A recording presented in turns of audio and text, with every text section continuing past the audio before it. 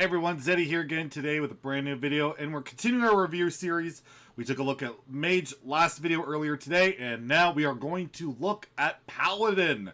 What cards they're getting in Scholomance Academy. Again, we're rating on a 5 stars basis, 5 stars being a god tier card, 1 star being an unplayable piece of garbage you would be happy to maybe get in Arena. And again, we're reviewing both Standard and Wild, so you get a perspective on what will be good in either format, maybe both, maybe neither. So let's get going. We have first a new spell, 5-mana spell, Blessing of Authority. Give a minion +8/+8. Yikes. It can't attack heroes this turn. So your Silver Hand Recruit can become a 9/9 and get a really good value trade, and then you have a giant minion and it can go face next turn. This card's crazy. Like, legitimately, this card is crazy. Like, Blessing of Kings is 1 mana less, and you get +4/+4. You can go face, but Paladin is very board-centric. You typically want to control the board, and, well, you just made a gigantic minion that they absolutely have to deal with, and every minion becomes a gigantic threat. In Standard, this card is crazy, really good. I almost want to give it a 5, but I'm going to give it a 4, just because I don't know how good Paladin's still going to be. It still has a lot of problems, but cards like this make it less problematic. You can even put it in, like, Libram Paladin, because you get more of these back and you control the board. Just really, really good card. I'll give it a 4 in Wild.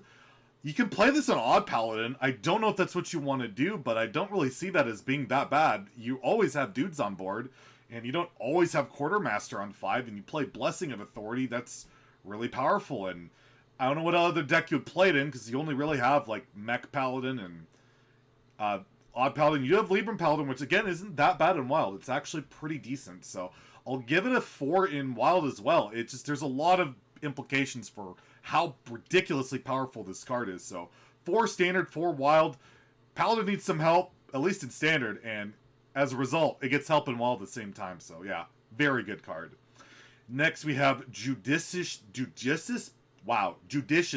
Junior. 6 mana 4, 9 lifesteal minion.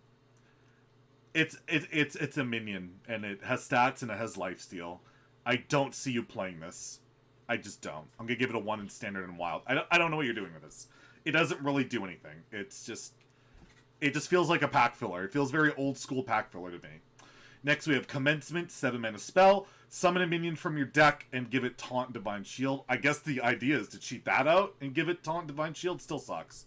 So you have Duel, you have Commencement, you have some ways of cheating out big minions, but Paladin doesn't have a lot of good big minions. They got the new Legendary we'll talk about, but again, I don't even think that's really worth cheating out. I just don't see the big Paladin thing really working out still. I'm not sold, so I'm going to give this a 2. It's not terrible, it's not great, but a 2 in Standard, and a 1 in Wild, where that archetype has never been anything, and I don't think it will be.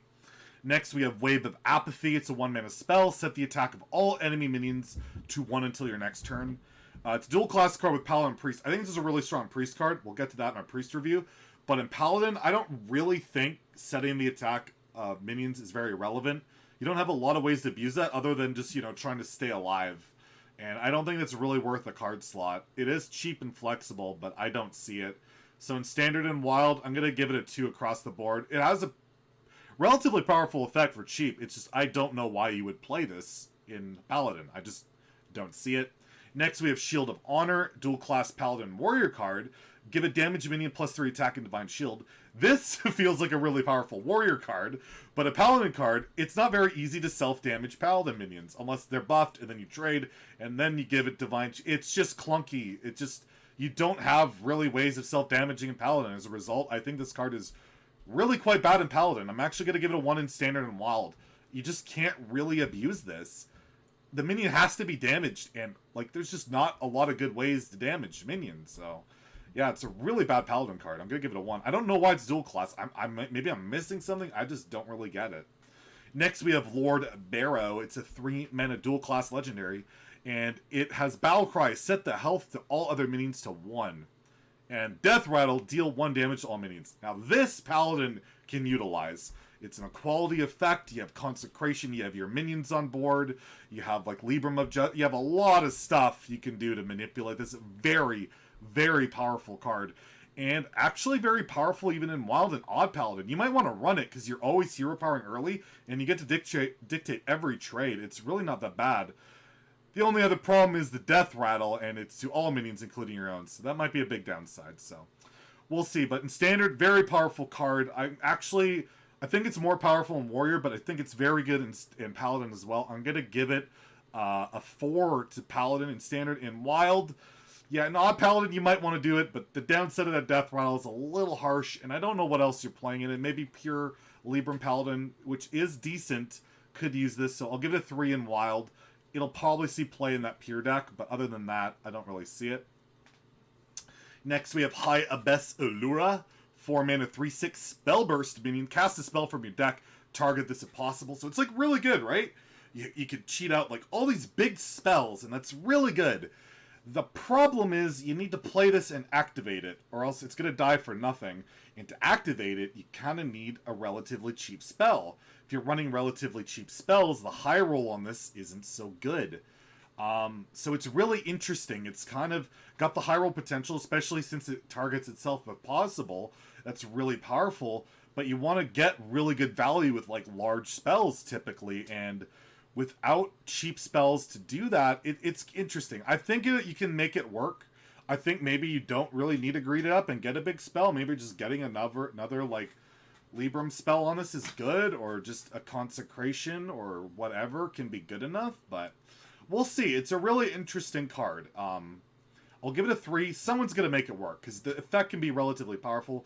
In Wild, I don't think is likely. I think you want to be more just straight up. There's better spells to cheat out. You have like Dino Size and Spike Ridge Steed and all of that. But again, to activate it, you kind of need that cheaper spell, and then you have the problem of cheating out that. So I'll give it a 2 in Wild, 3 in Standard, but this one I could be really wrong on. It's a very unique, interesting card. Next we have Argent Bregart. 2 mana, 1/1. Terrible stats, but Battle Cry. Gain attack and health to match the highest in the battlefield. So it'll get, if there's a 4 attack minion on the board, it will match that 4 attack. There's another minion with like 8 health. You'll get a 4/8 for 2 mana. Really good. It requires your opponent to have stuff for this to be good, and that can be problematic. But you do have like Subdue, you do have the Legendary, you have Libram of Justice. You have ways of like playing this and then removing, and that's important. You kind of need to play it, then remove. It's another really interesting, flexible card that, again, I don't know about the power level of, because you kind of need to play it and remove at the same time. It's very finicky that way. So in Standard, I'll give it a 3. I don't know what you're playing this in Wild. I don't think it's a pure card or anything like that. I'll give it a 2, but yeah, really interesting design, and we haven't seen anything like it. Next, we have Devoured Pupil. I roll my eyes because this card is ridiculous. It's a 6 mana, 4/5 Divine Shield Taunt. So Sunwalker, straight out of the gate. 6 mana, relatively good minion. But wait, there's more. For every spell you have cast on a friendly character this game, it costs 1 less.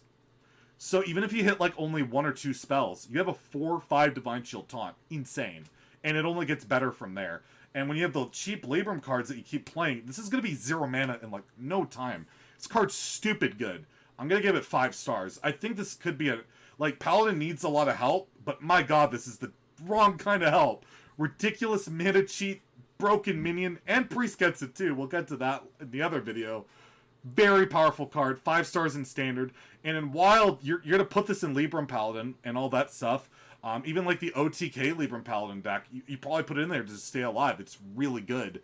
And yeah, just stupid good. I'll give it a 4 in Wild, even though that deck is not that popular. It's just such a powerful card. It's ridiculous.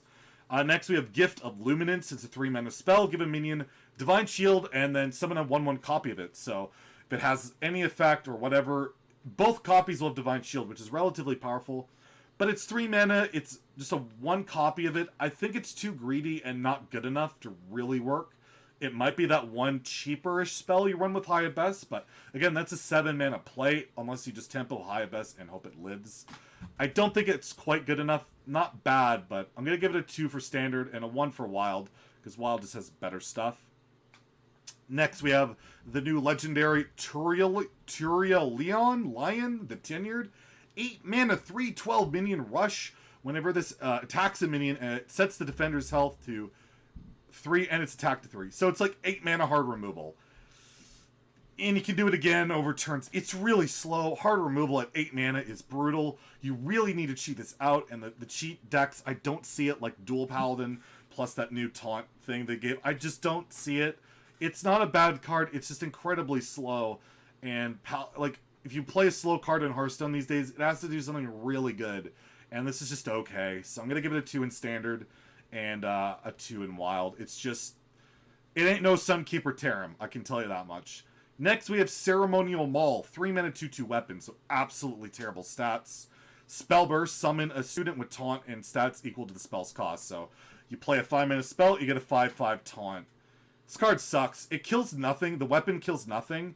And then, yeah, you get, I guess you get a taunt minion one time with a spell, but that ain't worth it. You're not, I don't think you ever run this card. I'm going to give it a 1 in Standard Wild. Like, I'm really unimpressed by this. I don't see how this is anything but just a garbage tier card. Next, we have First Day of School, 0 mana spell. Add 2 random 1-cost minions to your hand. So, it's that cheap Spellburst activator we've been looking for, but again, we have some weird negative synergies with that. And you get some 1-drops. The average 1-drop is terrible. The average 1-drop sucks a lot. I had some people trying to tell me this is better than Firefly. Getting a guaranteed 1/2 and another 1/2 is so much better than this. Like, it's just, the average 1-drop is bad. You'll high roll it once in a while and get like the Priest 1/4 or something, but it's 0 mana, draw like half a card, really. I don't know. It's okay. It's not bad for 0 mana, right? Like, you're guaranteed to have a 1 play, I guess, but I still don't think it makes the cut. Even with the Spellburst synergies, I'm not sold on it. I'm going to give it a 2 in Standard and a 1 in Wild, because you're never, ever playing this in Wild, unless you're using it for a combo activator, but I don't think so. Even with Uther, I don't think so. Lastly, we have Goody Two Shields. It's a 3 mana 4/2 Divine Shield minion. Scarlet Crusader is in a corner crying. Power creep, but it is a class card, so acceptable. But wait, there's more. Spellburst.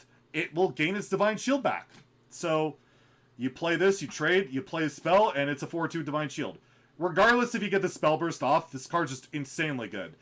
Really good to hit buffs, play on curve, it's overstatted with a good effect. It's just really, really, really good. It's a 4-star card.